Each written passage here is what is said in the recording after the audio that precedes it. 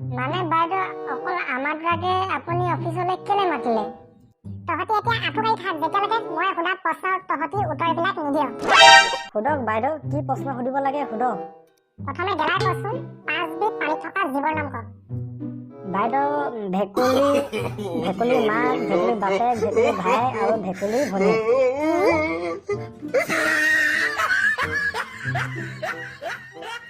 এটা হৈছে অকল ভেকুলী, তাৰ মা বাপেক ভনীয়েক ক'ৰ পৰা আহিলে? মানে বাইদেউৰ ভেকুলী মাক বাপেক ভায়েক ভনীয়েক আছে নহয়। সিহঁতে কি পানীত নাথাকে নেকি বাইদেউ?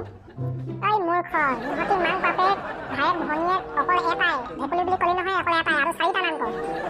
কেলা কি হ'ব?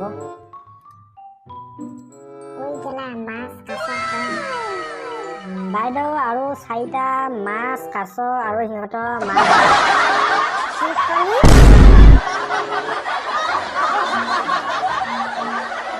মূৰ্খ, মাছ কাছ হৈছে সেইকেইটা কোৱা বাপেক মাক ক'ৰ পৰা আহিলে আকৌ?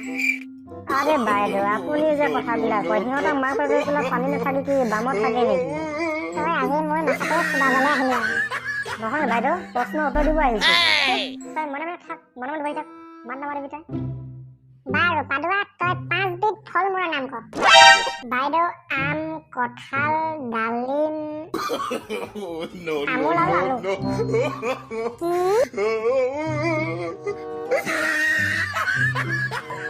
তামোল আকৌ কেতিয়াৰ পৰা ফল হ'ল? বাইদেউ সকলো ফল মূলতকে তামোলটোহে মানে এনি টাইম খোৱা দেখোঁ আৰু সেইকাৰণে পৰা সেইটো লিষ্টত ধৰিব পাৰি আৰু। তহঁতি দুটা আজি মোৰ মূৰটো চলাবলৈ আহিলে আৰু। নহয় বাইদেউ, আপোনাৰ প্ৰশ্ন উত্তৰ দিব আহিছে। চুপ, একশ মান দিব চুপ।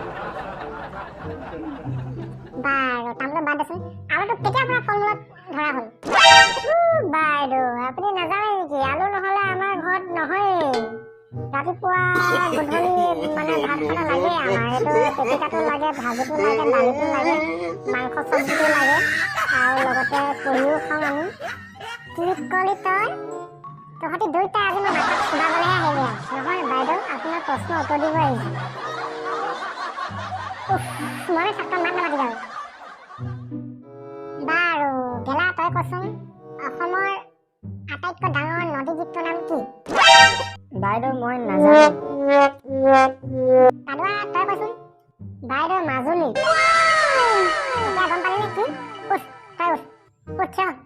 দেখিছনে সি কেনেকৈ কৰে, দেখিছনে? নাই বাইদেউ, মই থিয়হি দেখা নাই। তহঁতি আজি সঁচাকে মাথাটো মোক গৰম কৰিব আহিলি আৰু। বাৰু পাদুৱা, এবাৰ তই কচোন 5 কেজি কপাহ গধুৰ হ'বনে 5 কেজি শিলগুটি গধুৰ হ'ব? 5 কেজি শিলগুটি গধুৰ কপাহ। বাইদেউ শিলগুটি গধুৰ হ'ব।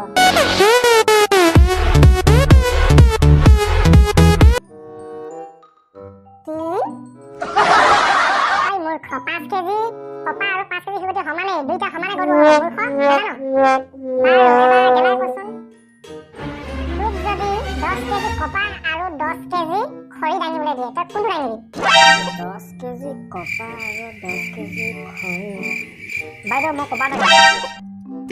ঐ মূৰ্খ, খৰিখিনি দাঙিবলৈ ভাল পাবি, কপাহখিনি বহুত হ'ব 10 কেজি। কেনেকৈ তই দাঙিবি? তহঁতৰ দুইটাকেনো কি খাই জন্ম দিলে জানো তহঁতৰ মায়ে বাপে?